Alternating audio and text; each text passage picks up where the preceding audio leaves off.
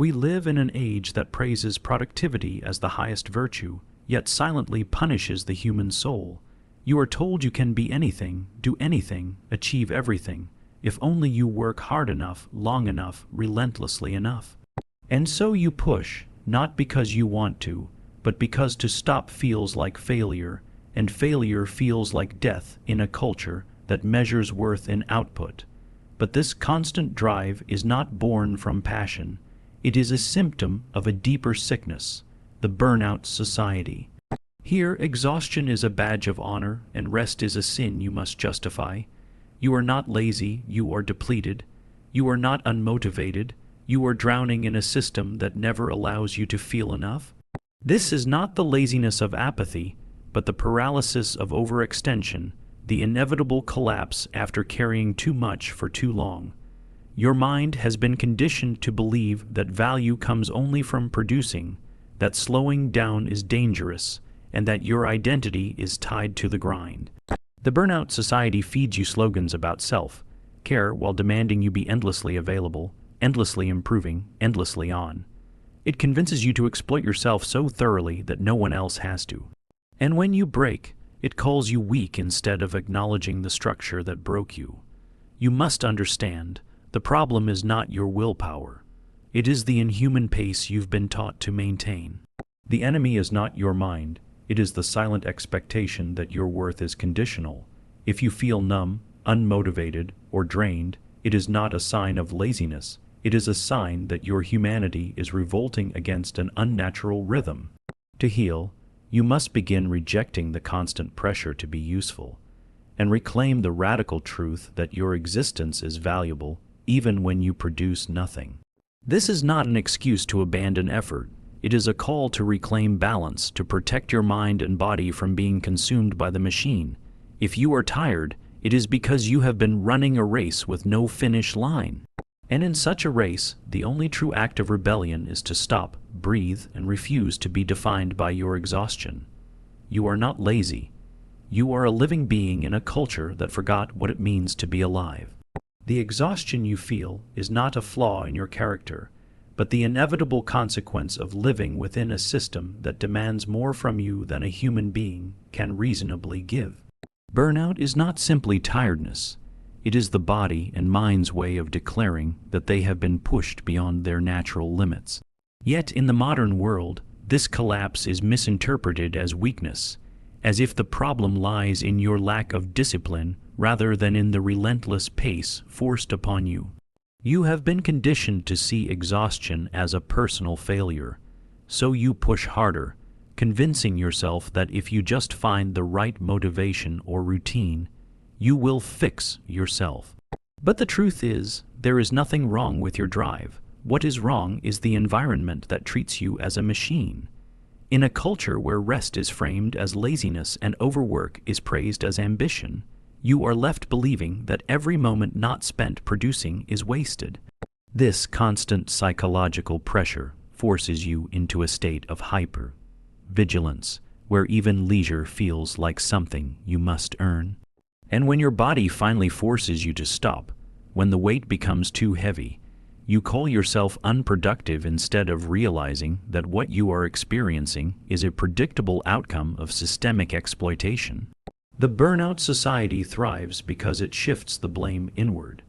It convinces you that the reason you can't keep up is because you're not trying hard enough, rather than because the demands are inhuman. It tells you to hustle harder, to wake earlier, to sacrifice more, all while ignoring the fact that no amount of effort can permanently sustain such a pace without cost. Burnout is not the result of being incapable. It is the inevitable result of being human in an environment that denies humanity. The constant demand to be on erodes your ability to recover. Your mind remains in a state of tension even during supposed rest, and your body carries stress like a shadow that follows you everywhere. And yet, rather than questioning why this is the norm, people are made to believe that adapting to it is the only choice. This is why it is essential to name burnout for what it is: a collective sickness created by societal structures, not a private flaw to be hidden away in shame. Once you see it clearly, you can begin to reject the false narrative that your worth is defined by your productivity. You can understand that to be exhausted in this world is not a mark of weakness. It is evidence of your humanity. And when you recognize that, you stop trying to fix yourself for a system that benefits from your depletion and start protecting yourself from it instead. Only then can you begin to heal. The burnout society thrives on the illusion that you are in control of your own suffering, that every difficulty you face is simply the result of poor choices or a lack of willpower. This belief is not accidental. It is one of the most effective tools of control ever devised. By convincing you that the problem is you, the system escapes accountability. You internalize the narrative that you are the architect of your own exhaustion. So instead of rebelling against the structure that exploits you, you turn inward, trying to optimize yourself into compliance. This is the quiet brilliance of modern oppression. It no longer needs chains or whips. It needs only to make you believe that your failure to thrive is a personal fault. And so you become your own overseer, pushing yourself harder, working longer, even policing your own moments of rest with guilt and shame. You measure your worth not by your humanity, but by your output. The more exhausted you feel, the more you question yourself, and the less you question the culture that is feeding on your labor. This is why burnout has become so pervasive. It is not a flaw in individuals, but a feature of the system. The society you live in has mastered the art of weaponizing aspiration. It tells you that you can be anything, achieve anything, reach the highest peaks, but only if you never stop climbing. And when you inevitably collapse under the strain, it is there to whisper in your ear, "You simply weren't strong enough." This is the great lie. Even the most disciplined mind and the most resilient body will eventually break when they are denied true rest. To blame yourself for that breaking is to participate in your own subjugation. Carl Jung understood that one of the most dangerous forces in life is the unconscious, the parts of ourselves we refuse to see. And in the burnout society, the greatest unconscious trap is this internalized belief that we must constantly prove ourselves to earn the right to exist. As long as you accept that premise, you will remain bound by invisible chains.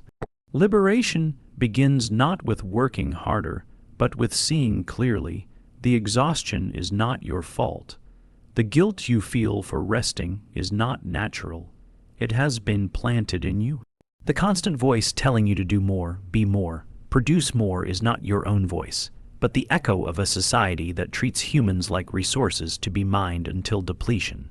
The moment you awaken to this truth, you begin to reclaim the freedom to live on your own terms. And once you see the trap, you can no longer be so easily caught in it. The burnout society disguises itself as a meritocracy, where hard work is supposedly rewarded and rest is seen as a weakness.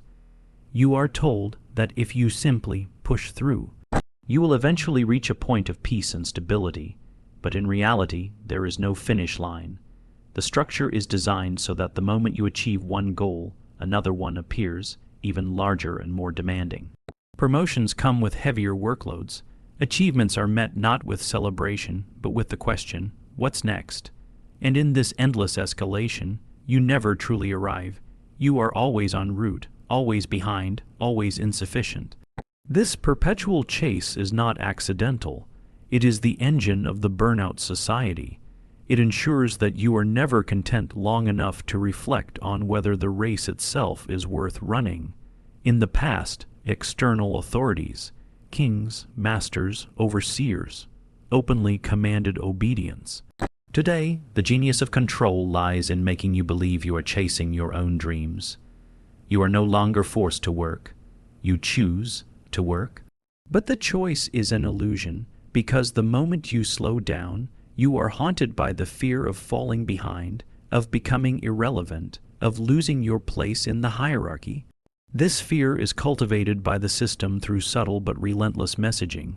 Your worth is tied to your productivity, and your productivity must always be increasing. Even leisure is commodified. Rest is something you must earn, justify, or monetize. You can't simply enjoy a walk. You must track your steps. You can't read a book purely for pleasure. It must develop you. Every moment becomes an investment towards some future payoff that never arrives. Jung would have seen this as a dangerous narrowing of the psyche. When life becomes a constant calculation of efficiency, the soul begins to wither. The unconscious needs unstructured time, moments where nothing is demanded of it in order to replenish itself. But in the burnout society, unproductive time is treated as wasted time, and wasted time is treated as a moral failing. You begin to feel guilty for simply existing without producing, and so even in your supposed rest, you are still working, still feeding the machine. The truth is that the burnout society does not fear your exhaustion. It depends on it. A tired mind does not rebel. A weary spirit does not question. And as long as you remain trapped in the cycle of endless striving, the system can extract from you without limit. The only escape is to reject the premise entirely, that your value is something to be earned. When you stop measuring life by output, you begin to reclaim the space in which real living occurs, not in the race, but in the moments where you step outside of it. The burnout society insists that rest is a luxury, a reward to be earned only after demonstrating relentless productivity. This twisted moral code makes idleness feel like a personal failure, not a vital necessity. From a young age, we are taught to value action over stillness, to equate busyness with worth, and to fear silence as the enemy of success. Yet, this cultural programming is profoundly at odds with the rhythms of the human body and mind. Just as the earth requires night to renew itself, so too does the psyche require periods of rest to heal, grow, and integrate experience. Michel de Montaigne might remind us that to live well, we must learn the art of letting be, allowing ourselves moments where productivity is suspended, and the mind is free to wander, reflect, and simply exist without purpose. The refusal to rest does not make you stronger, it makes you brittle. Without rest, your creativity dulls, your focus fragments, and your emotional resilience erodes. The irony is that in pushing harder to avoid rest, you sacrifice the very vitality and clarity that would make your efforts more effective. Worse still, the stigma around rest breeds shame and guilt, which compound exhaustion with anxiety. You begin to monitor yourself not just for how much you do, but for how well you hide your weariness. This concealment isolates you further, cutting you off from authentic connection and compassion. Rest is not indulgence. It is the foundation of sustainable living. To reclaim it, you must challenge the narrative that equates inactivity with laziness and instead honor the deep biological and psychological need for recovery. When you grant yourself permission to pause without guilt, you create a space where healing can begin. This is a radical act of resistance against a culture that profits from your depletion. By embracing rest as a sacred necessity, you reclaim your humanity and protect yourself from the slow erosion of burnout. In this way, rest becomes not an enemy of productivity, but its indispensable partner, the ground from which true creativity, insight, and well-being arise. Many times, what is mistaken for laziness is in fact a profound state of emotional and psychological depletion.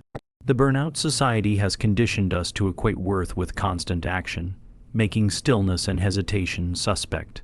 When you feel unable to summon energy or motivation, it is easy to internalize the message that you are lazy or unproductive.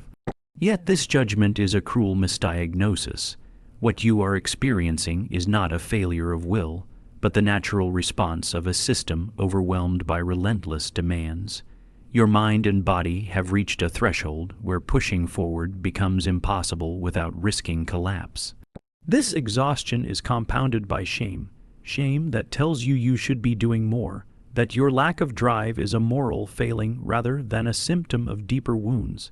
But true insight reveals that this laziness, is actually a protective signal, a desperate attempt by your psyche to preserve what remains of your integrity and sanity. When overwhelmed, the mind often resorts to withdrawal as a form of self-preservation. This withdrawal is not a surrender. It is a boundary, a limit set by your internal self to say, enough. Understanding this shifts your relationship with yourself from judgment to compassion. Instead of blaming yourself, you begin to recognize the context in which your energy is depleted and the unsustainable nature of the pressures you face. Jung would remind us that the psyche needs balance between activity and rest, engagement and withdrawal. When this balance is disrupted, symptoms like fatigue, lack of motivation, and emotional numbness arise. These are not signs that you are lazy. They are cries for help from a system pushed too far. To heal, you must stop viewing yourself through the lens of productivity and start honoring your limits as essential parts of your humanity. Recognizing that laziness is often a misinterpreted symptom of burnout opens the door to gentler self-care and systemic change. It is an invitation to slow down, listen deeply, and rebuild strength rather than punish yourself for being human. This shift in perspective is not weakness. It is the beginning of true resilience. The deepest wound inflicted by the burnout society is the denial and rejection of our shadow selves, the parts of us that do not conform to relentless productivity, the feelings of exhaustion, frustration, and vulnerability that are dismissed as weakness. In a culture obsessed with achievement and efficiency, acknowledging these shadow aspects feels dangerous, as if to admit to them is to risk being labeled inadequate or lazy. Yet these disowned parts are essential pieces of our wholeness. Carl Jung taught that the shadow holds not only our fears and weaknesses, but also hidden strengths and authentic desires that have been suppressed by societal expectations. When you deny your exhaustion, you deepen the split within yourself, creating internal conflict that fuels further suffering. The burnout society pushes you to project your struggles outward, to blame yourself for not being enough, while refusing to provide the space for healing or integration.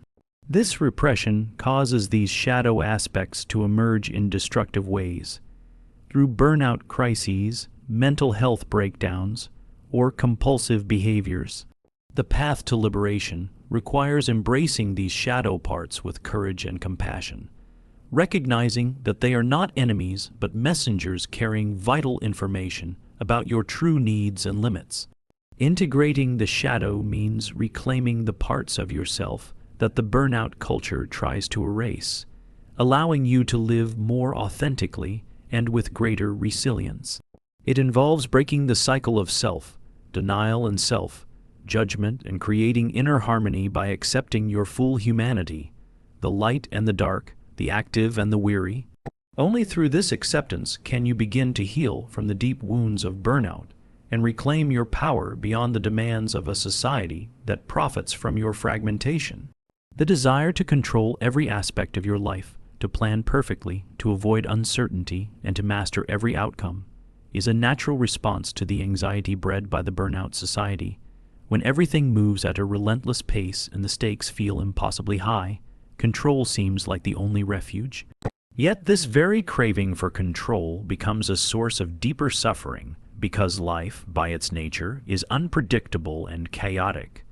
The more you attempt to impose order on the uncontrollable, the more you exhaust yourself and intensify your sense of failure when things inevitably go awry. Jung understood that the ego's need for control is rooted in fear. The fear of the unknown, the fear of loss, and the fear of vulnerability. But true freedom comes from surrendering this illusion, from accepting uncertainty as an essential part of existence. This surrender is not resignation or passivity. It is a courageous embrace of life's fluidity and mystery. When you loosen your grip on control, you create space for adaptability, creativity, and genuine presence. Instead of resisting the unpredictable, you learn to flow with it, discovering new strengths within yourself and new possibilities in your circumstances. The burnout society conditions you to believe that control is a measure of competence and success, but real competence lies in resilience, the ability to recover and grow amidst change, not in preventing change altogether. By letting go of the impossible demand for total control, you reduce your suffering because you stop punishing yourself for life's inevitable disruptions. You begin to see that uncertainty is not your enemy, but a constant companion that invites you to live more fully and authentically. In this acceptance, you find a profound peace that no external achievement can provide, a peace rooted in the deep knowing that no matter what happens, you have the inner resources to face it. This shift from control to acceptance is one of the most radical and healing transformations you can make in a burnout society that profits from your exhaustion.